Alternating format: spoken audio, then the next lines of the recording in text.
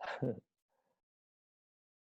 everybody. Welcome back to the living room. I'm Jason Silverman. I'm the Cinematech Director at the CCA. It's been wonderful to connect with all of you in this virtual space. We can't wait to get back into our bricks and mortar space and see all of your faces.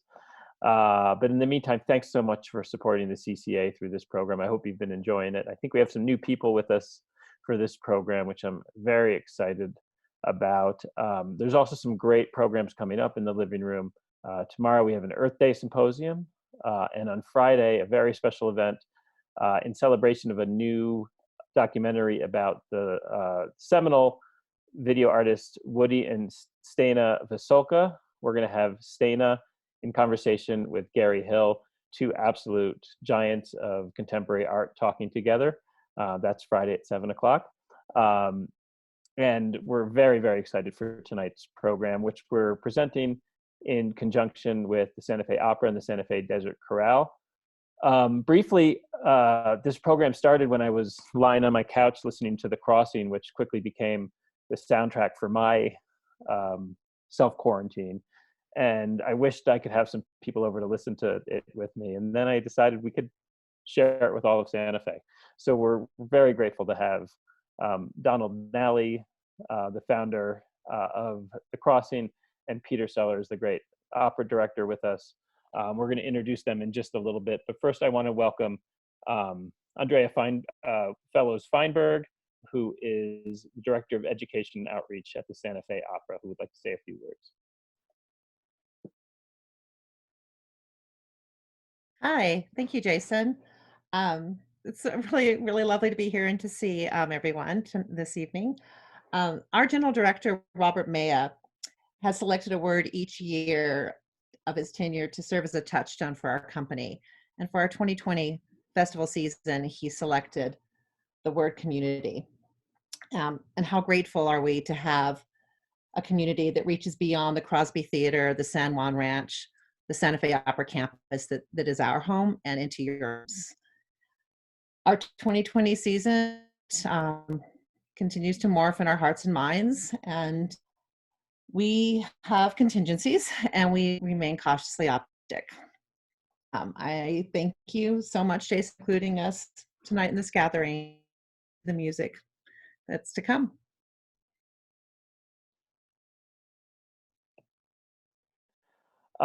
Thank you, and we can't wait to see what the future holds. The opera has sustained us for so many years. We'd also like to welcome Josh Haberman, the Artistic Director of Santa Fe Desert Chorale. We're very lucky to have the chorale with us tonight and always in Santa Fe. Hey everyone, it's so great to be with you. I just want to say a special welcome to Donald and to Peter, and to highlight their connections with the Desert Chorale. Donald has a long history, was a guest conductor with the chorale, and we share a lot of artists back and forth with The Crossing and the Santa Fe Desert Chorale. So we're just thrilled, Donald, that you're here. And Peter, welcome also virtually to Santa Fe. I've sung in a couple of your productions through San Francisco Symphony and just found them to be really compelling. So just wanted to say thank you, and thanks to all those who are online and who are supporters of vocal music and choral music in particular. You're going to get to hear one of the nation's great choirs in The Crossing tonight, and we're so thrilled to have them both. Thanks for being with us. And I'm really honored to be able to introduce Peter Sellers, who I would call a patron saint of the CCA. His spirit and ingenuity and innovation and heartfulness and commitment animates everything that we do. We're very lucky to have him visit us in real time many times, and we're very grateful to have you here tonight, Peter. Thanks, Jason. Thank you so much. And it's so great to see you, Andrea. And Joshua, thank you for the beautiful welcome. And can we bring the one and only Donald Nally into view at some point? Yes, good. Just to say, tonight is Jason's crazy, lying back on the sofa in the living room thought of, let's all listen to Donald's incredible work with The Crossing, together in this time when we're thinking and reflecting and looking and listening deeply. And I want to just really emphasize deeply, I mean, the one thing we've got to pray for is that we don't go back to business as usual when this is finished. That this virus, which is a deep messenger and a deep lesson, is teaching us a lot of things about how to live and how to recognize each other and how to share the planet. And that no human being is less important than any other human being. And this is a really powerful moment in human history, and we just want it to take us as far as it can take us. And so we need some music that is a space of reflection and a space of not nostalgia, not of reaching back to some past, but actually reaching forward and reaching into a future. And Donald and I met with actually Jason at the Lyric Opera of Chicago, where Donald, conducted the chorus in Dr. Atomic in one of these unforgettable life experiences. And then Donald founded The Crossing, which is a chorus in Philadelphia completely committed to contemporary work, period. And emphasizing moving forward. And we just heard this gorgeous starlit night, of course, Donald, but then you've moved The Crossing away from that kind of music and moved it into music of dealing with things and confrontation. And our next item is incredible Hart Crane cycle and the setting you commissioned by Benjamin Boyle. Would you just talk about that and what that Hart Crane cycle, how it's moved through your life and how you're moving it through our lives? Yeah, well, thank you. It's great to be here. I wish I were in Santa Fe. I love it there, but this is the next best thing. So thanks, Andrea and Jason and Josh and Peter. So this piece is by a Philadelphia composer who has written for us a number of times, Benjamin Boyle. He's a good friend of ours, used to sing with me. And I started talking about it. We actually had our board president and her wife were interested in commissioning a new piece, and I said, well, let's talk about it because I want to talk about issues. And he wrote me this email and he said, have you ever heard of Hart Crane's Voyages? I was like, funny you should ask, because I've commissioned a setting of the entire poem back in 1996 from Bob Convery. But if the world has room enough for like 1,000 or 10,000 Ave Maria settings, it probably has room enough for 2 Hart Crane's Voyages settings. So why don't we do this? You do what you want with that piece, because I love that poetry cycle, and we'll put them on the same program, and we'll find out what's it like to hear 2 different perspectives of this incredible, Hart Crane is just such a genius with language, such a genius with words, and images. And so what he did was he took it and he made a cantata out of it. So Bob set everything just absolutely as it appears on the page, didn't miss a word. But instead, Benjamin took and cut it up and made his own little thing. And so this is the 5th, what we're gonna listen to is the 5th movement. So in the cycle, at this point in the 5th poem, we know that we've reached the point in the journey of this love relationship that the 2 of them know what is inevitable about their relationship. It's gonna end, but they kind of hit a moment of melancholy resignation to the kind of beauty of the minute and the sadness of the minute. And so it starts with this double choir back and forth, and you can hear the 2 characters come together and then separate again and then come together literally, musically, to portray what's going on in this music. Would you just bring us into a little bit of that language? Because the Hart Crane language is just insanely beautiful. It really is. And super erotic and super charged with height and depth and inner life and outer life and just mind-blowing. Yeah. It's like it starts with meticulous past midnight in clear rhyme, infrangible and lonely, smooth as those cast together in one merciless white blade, the blade being what's dipping in the water on this voyage. The bay estuaries fleck the hard sky limits, this reflection but from the water and from the clouds into the water, and etc. There's all this Whitman stuff in here, obviously, because Hart Crane just, worshipped. So he's constantly doing more with Whitman's, images of looking down at the water and seeing this guy and all this kind of stuff in this poetry. And then the next line, right? As if too brittle or too clear to touch. Yeah. The Oh my cables God. of our Okay, sleep. okay. Let's go in Yeah. there. Let's go in there. Let's go.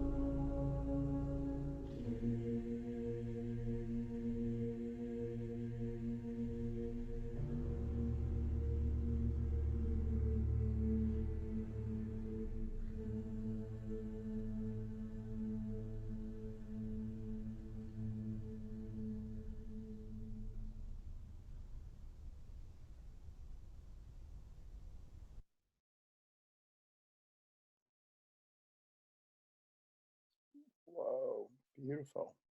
Hmm.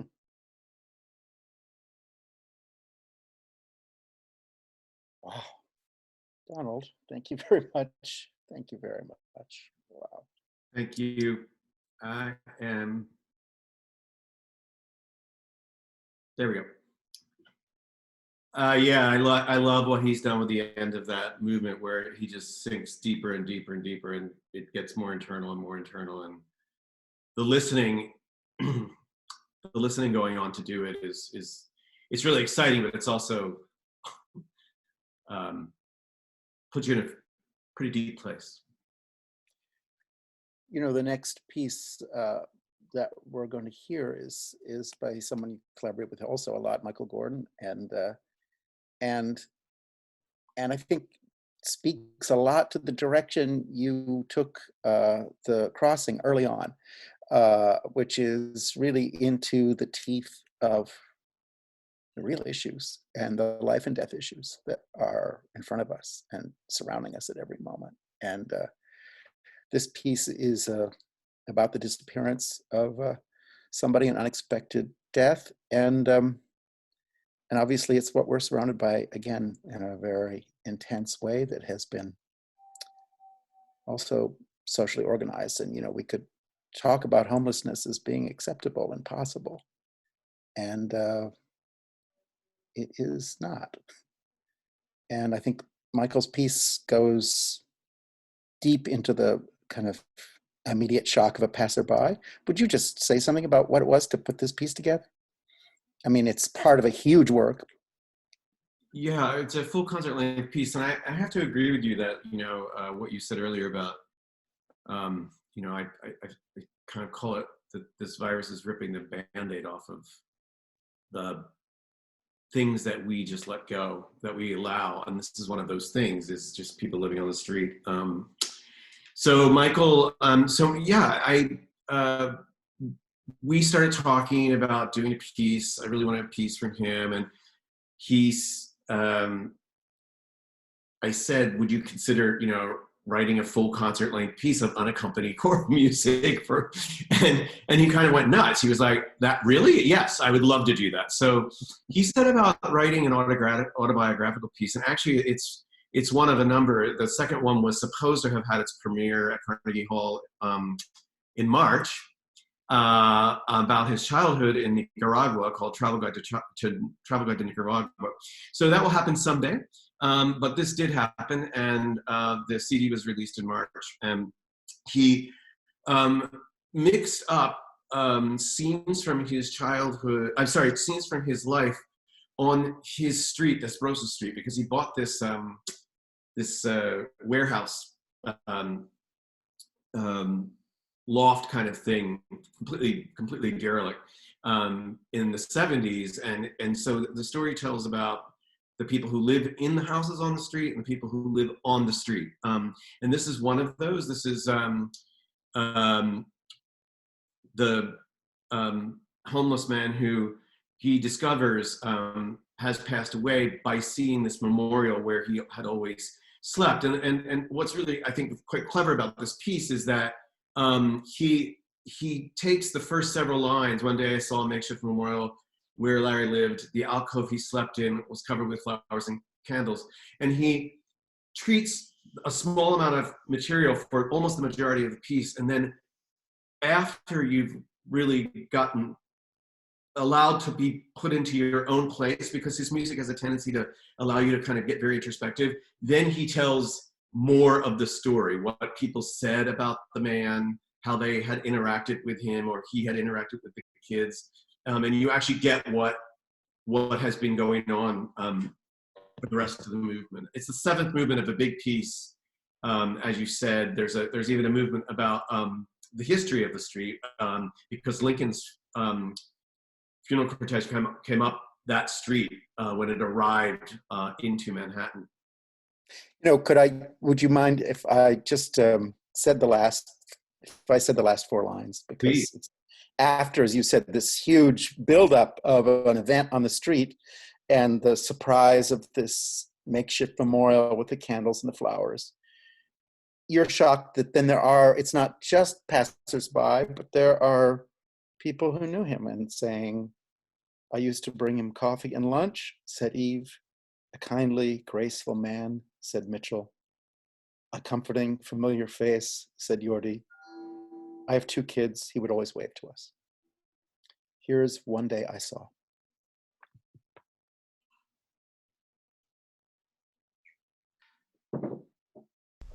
One day I saw a makeshift memorial where Larry lived. The alcove he slept in was covered with flowers and candles.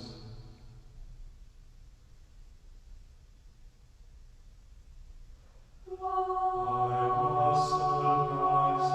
The downtown express ran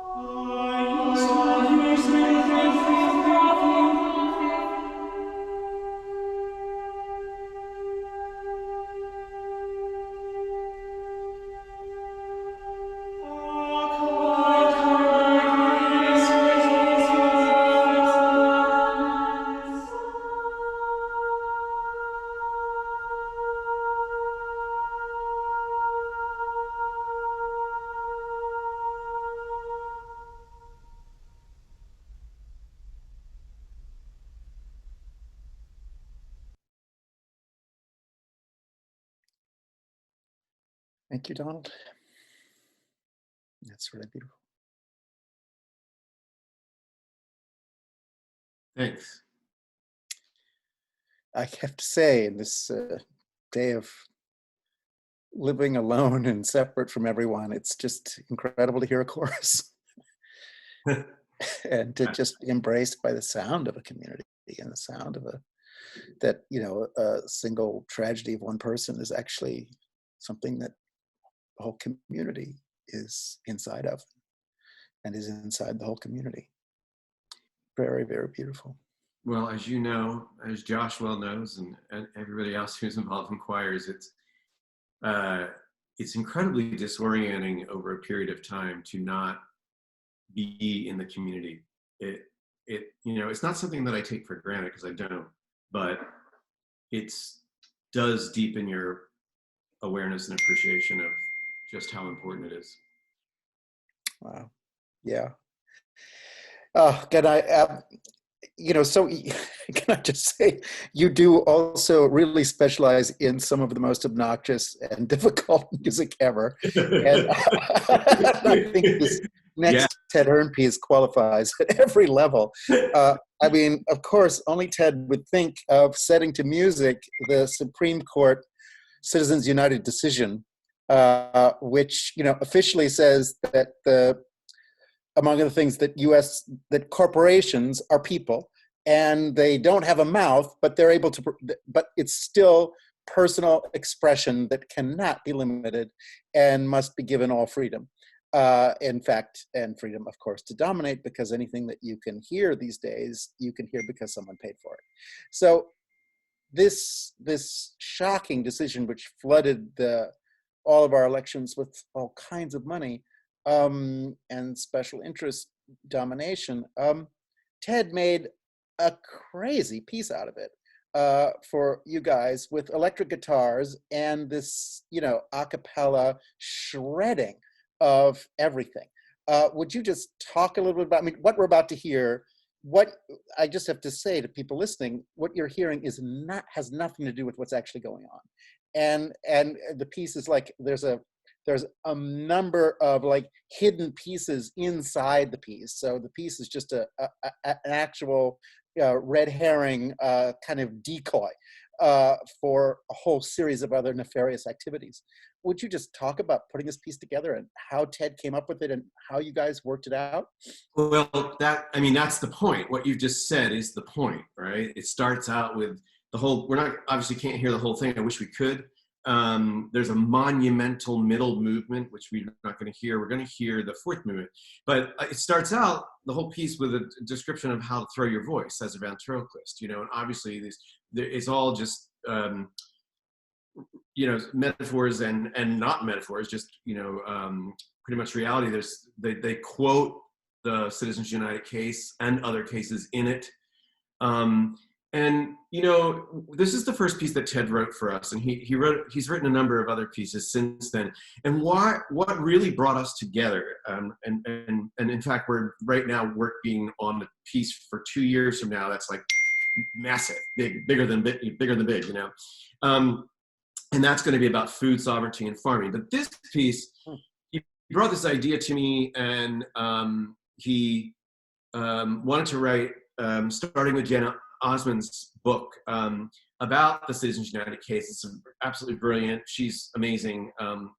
And so what I was fascinated by is his fascination with what it's like to say the words of someone else, or to sing the words of someone else, and not to try to take on their character, but to rather put it in your voice or in the composer's voice, and find out what you learn about that person and what you learn about yourself by saying it and hearing it in your mouth. And it really, I think the most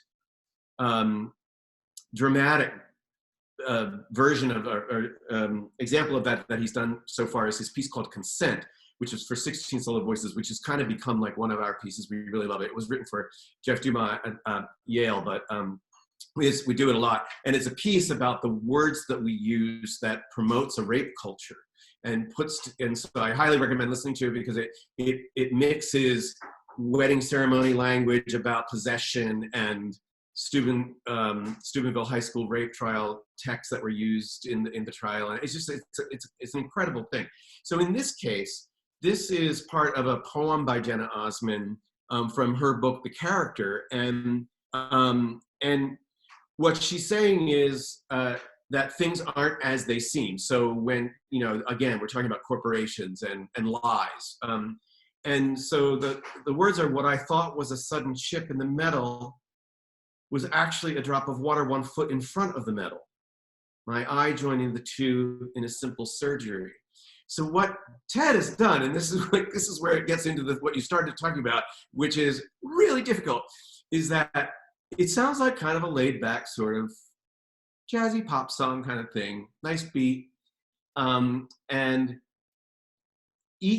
each verse of it, even though the listener can't really tell this, is off by 1/16th note in the beat. So that what it sounds sort of the same to you, but to us, it gets more and more difficult because the groove keeps shifting out of where it should be. And you're actually singing all these inflected words that aren't in the inflected beat. And he does this on purpose because he wants it to be challenging. He wants to feel the tension in the room of what it's like to kind of push against your own instinct in a way, and so and again, it's for two guitars, two electric guitars. Part of that is that, no matter how loud the choir can sing, the machines can still get louder. And then the whole thing is held together by drums. Could I just say that that sense of horrible pressure that's inside something that's pretending to be laid back, and the fact that something made for public consumption and easy digestion becomes totally indigestible, and also that thing about pop music is that everything is slick and neat, and this thing is so scruffy and unpleasant, and truly nothing actually fits, even though it's acting like this all fits together perfectly, doesn't it? And so it was a challenge to record. It's one of the most upsetting things. And of course, for me, this is one of the most incredible things of music, is when composers deliberately write something that tests everybody's stamina and willingness to really put themselves through something impossible. And in the really glorious way, I think of Messiaen, and for me, hearing Messiaen's music in a recording, you don't get how hard it is. You actually have to be in the room with people trying to play it. And you go, oh my God, this is really overwhelming. And it has that rawness of nature where you can never comprehend it no matter what. That thing that this is bigger than you, and none of us, we're all struggling with it, and none of us are ever going to master it. And anyway, for me, Ted does that in the cheesiest possible way here. And also this cheese, that everything is cheesy and sleazy at the same time as it's, horribly profound. And the simple surgery of your eye putting a reflection from a drop of water onto a piece of steel, as a poetic slight, you go, what? And meanwhile, the monotony of repetition until finally, as we've learned with fascist takeovers, all you have to do is just keep repeating yourself.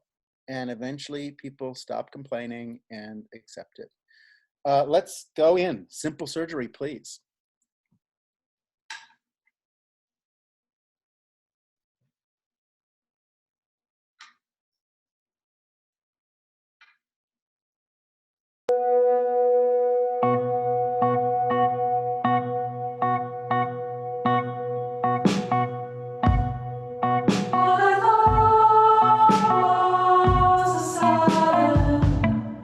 Chipping the metal was actually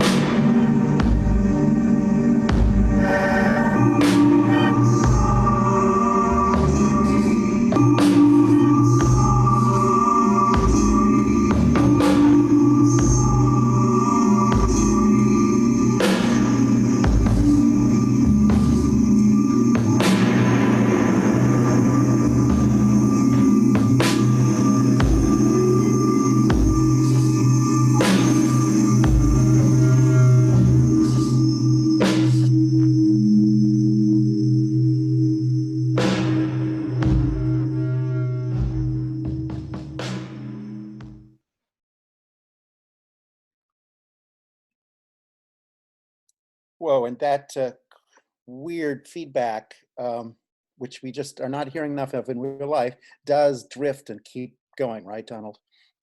Yeah, I'd say we pre-recorded, and then the guitarists play it through their phones, through their instruments, so that it gets distorted in that way. It's really fascinating. Ted's full of sounds. And like, I just want to say, like, you know, those guys, Taylor Levine, James Moore, Ron Wiltrout, those players, they're just incredible. They're amazing. So Can I say your singers are pretty awesome? yeah, well, thank you. You know, just while we're on a roll with Ted, I mean, we were going to save this animals piece for later, but I think we should just go right on since we're on a roll with Ted, and just deal with also for our audience, the next item, animals, actually is a video. So you're going to have some imagery that comes along with it, and you'll see Donald and the shock troops singing this. You know, Ted is truly unstoppable and irrepressible, and, you know, just keeps kicking against the pricks at every moment. And animals, would you just set that up for us? Because it's going from Citizens United to animals is a direct link. Yeah, well, so I was in residence at the Park Avenue Armory, and they asked me to make a like a choral recital for their reception rooms, the beautiful ornate rooms that they refurbished a few years back. And so I wanted to ask questions about like this relationship between the changing relationship between like the aristocracy and the military, and how we use the military today in a very different way. And so I asked Ted if he would write a piece for that event. And we in an armory and the crossing. And he decided that he wanted to set the president's sentences, these aren't people, these are animals. So I'm reluctant to talk a lot about it because Ted is really, he is is unusually insistent about like not really talking or writing about this piece. But I'll say a little bit about the construction of it. So in the beginning, you hear a lot of animals, and actually when this started, he sent me recordings of like pigs that are going to be slaughtered squealing, and jackals squealing, and hyenas. And he basically transcribed that. Everything you hear in this piece is notated, and almost everything is pitch notated. So you hear this noise, and underneath it, you hear this underlying sort of tension of what a series of very recognizable, almost functional chords. Sounds like somebody's humming a tune down there. You know, these ironies that show up in Ted's music, and I absolutely love irony in music because when you put it with words, it's challenging to bring it off, and I love that. But Ted makes it foolproof, so you don't really have to worry about it. At any rate, I'll let you just everybody decide for themselves about like the what's going on here with the noise, you know, the questions that are being asked. But then there's a movement of wolves that is very haunting and morphs into people chanting those lines of his, and that becomes this like big, super, like in your face. I always feel like I'm conducting like a gospel number on a Broadway stage, you know, only it's really mean. And then the last thing that you hear is a transcription of the recording of the little girl who was taped by a radio station being separated from her father, and she says "Papa" I think 42 times, and Ted made an exact transcription of it and notated it, and our mezzo-soprano L.A. Sutherland does an astonishing job of delivering it, and that's essentially the piece. Separated a little girl being separated from her father on the border. At the border. Yeah, our border, our southern border. These people. So the point was that then we put this piece in these rooms, and we're very grateful to the Army for letting us do this in these rooms that were made for the separation of the aristocratic people who were in the military.